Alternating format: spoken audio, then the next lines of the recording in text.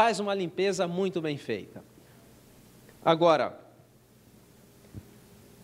por que algumas pessoas sentem náusea?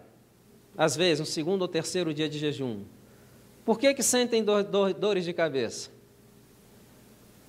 Por que alguns pensam que vão desmaiar? Por quê? Simplesmente porque, quando se dá essas pequenas férias ao organismo, eles pensam da maneira seguinte: olha, antes que eles pensem em jogar mais comida aqui para baixo, vamos usar nosso sistema para poder eliminar. E às vezes o sistema de eliminação é tão eficiente que existe uma carga muito grande de toxinas para a corrente sanguínea. E às vezes tem pessoas que têm coceira, sai feridas na pele, outras sentem náusea, vontade de vomitar. Isso são manifestações benignas de um sistema, de um processo de cura. Você não está morrendo, você está simplesmente o quê? Renascendo. Já reparou como é difícil nascer? Não sei se vocês lembram. Eu não lembro, mas já me disseram, é difícil nascer. E eu sei que é difícil nascer. Não é verdade? E renascer também é difícil, mas é possível. Basta ter o quê? Basta ter o desejo. Agora, quando você observa uma pessoa jejuando no quarto dia, se você observa uma pessoa jejuando no quarto dia, você talvez nem conheça a pessoa. Não porque ela esteja desfigurada, mas você vai olhar na fisionomia daquela pessoa, você vai ver uma paz que você nunca viu antes. Você vai ver nos olhos uma tranquilidade, um brilho que nunca foi percebido antes. Finalmente aquela pessoa está o quê? Ela está em paz consigo mesma. Porque essa é a finalidade do jejum. O jejum, ele tem a finalidade de fazer uma limpeza física, e ele também tem uma finalidade de quê? Sobre a mente e, consequentemente, sobre o nosso espírito. Em algumas clínicas de tratamentos naturais, por exemplo, no Brasil, eu me lembro de uma clínica que tinha alguns pacientes que no segundo dia tínhamos que vigiar, porque o pessoal ia para a mata ver se encontrava mamão, cana, qualquer coisa. Viraram verdadeiros pioneiros, né? Mas já no quarto dia, quinto dias, as pessoas já não sentiam aquela ânsia de comer, estavam muito bem.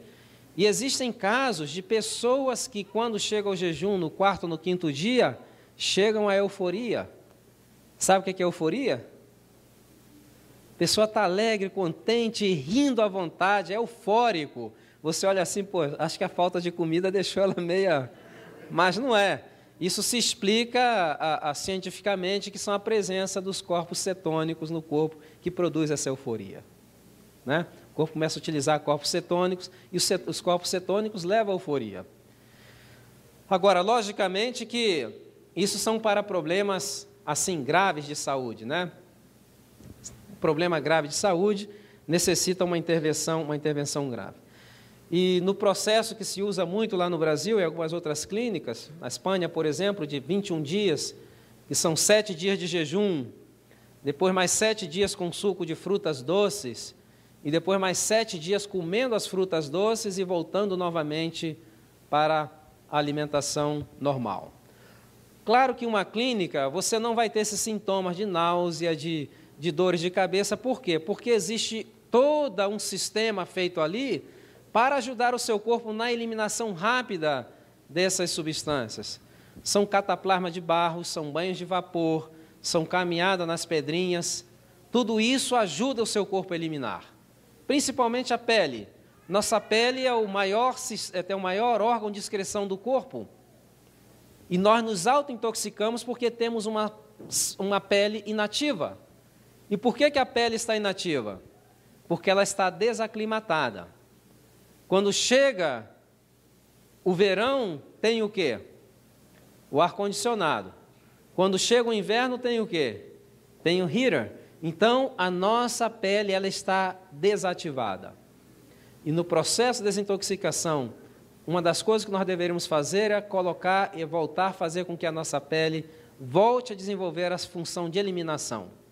Volte a ser novamente ativa. Então, você pode planejar, bom, eu não vou fazer uma semana. E na clínica, às vezes, nós fazíamos, por exemplo, as pessoas, quando chegavam no 5º, no 6º dia de jejum, então se falava, olha, hoje vai ter um banquete aqui especial. Então se preparava as mesas, chegava a hora o pessoal assim, né, sentava e botava lá assim, um caldinho de vegetal em cada... Era o banquete, um caldinho de vegetal para fazer reposição, principalmente de minerais, né? Então era algo fantástico. Mas você pode fazer um plano, você pode fazer um plano de 3 dias. Você pode passar um dia em jejum com bastante água, pode passar um dia tomando suco de frutas doces ou de cenoura, ou você pode passar um dia comendo as frutas e no 4º dia voltar a uma alimentação mais saudável. Então você pode utilizar esse sistema de acordo com o objetivo que você queira. Separa uma desintoxicação, separa um tratamento de enfermidade, pode se fazer mais longo. Você pode dosar da maneira que você queira. Não tem problema nenhum. A única coisa que contraindicaríamos o jejum seriam para os diabéticos, né? Diabéticos não devem fazer jejum. Mas pode passar pelo suco, em pequenas quantidades. Pode passar também pelas frutas, em pequenas quantidades. Então, esse é um dos métodos, o jejum.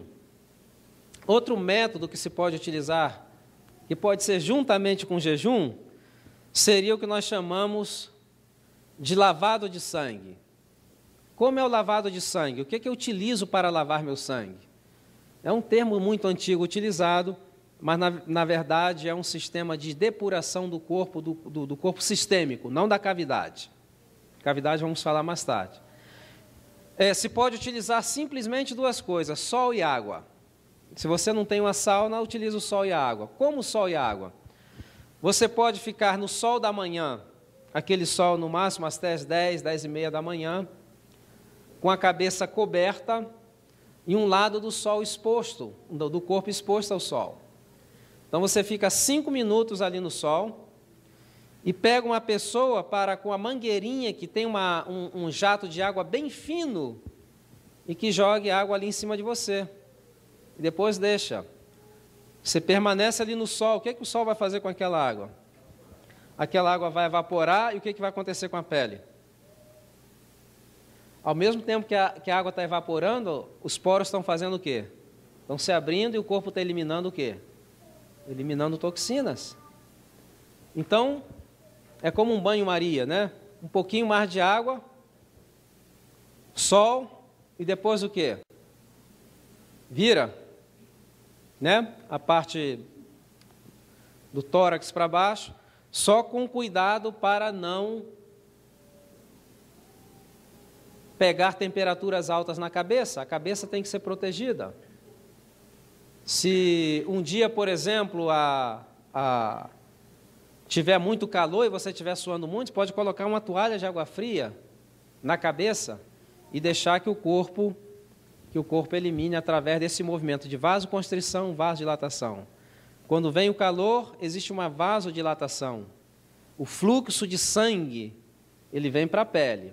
E o que acontece hoje é que pela essa alimentação e essa dieta que se tem hoje, existe uma congestão de sangue nos órgãos internos do nosso corpo e a nossa pele é uma pele extremamente fria, mais fria do que deveria, porque tem pouca irrigação sanguínea.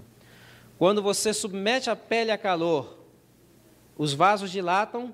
Quando você joga água fria, ele contrai. Esse movimento de dilatação e contração vai estimulando o quê? Vai trazendo o sangue dos órgãos mais internos para a pele. E o que vai acontecer? Vai haver um descongestionamento dentro do nosso organismo, facilitando que os órgãos, principalmente fígado e rins, exerçam o seu trabalho de eliminação de impurezas. Não estão mais o quê? Congestionados. Então, notaram os efeitos como é? Descongestiona os órgãos de eliminação. A própria pele, que é um órgão de eliminação, o que ela faz? Ela começa também a eliminar toxinas. Então, esse é banho vital, pode se fazer de vez em quando para um lavado de sangue. De vez em quando pode fazer. Agora, a sauna.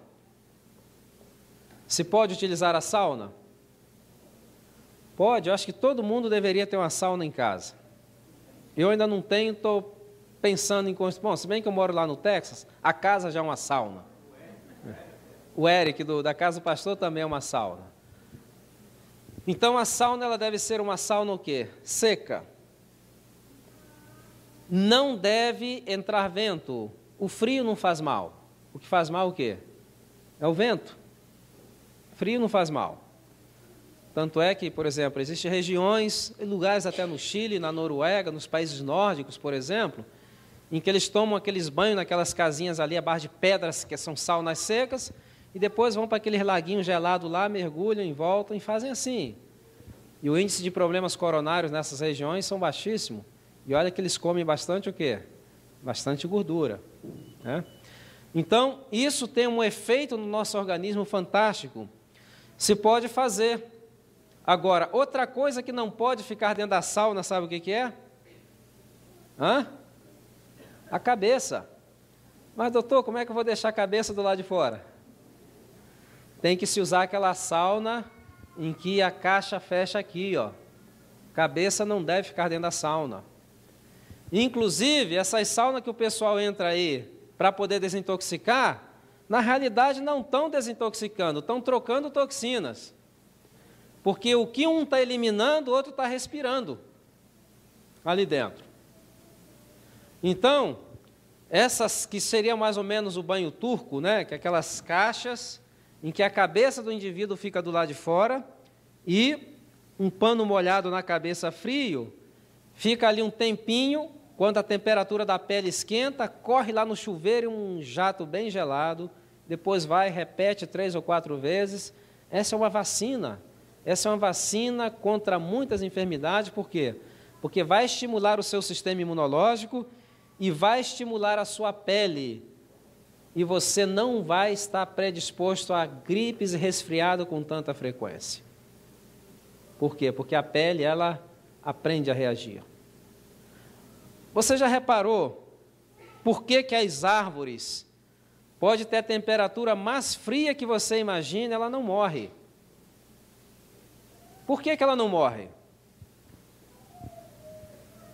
Porque a pele dela endurece.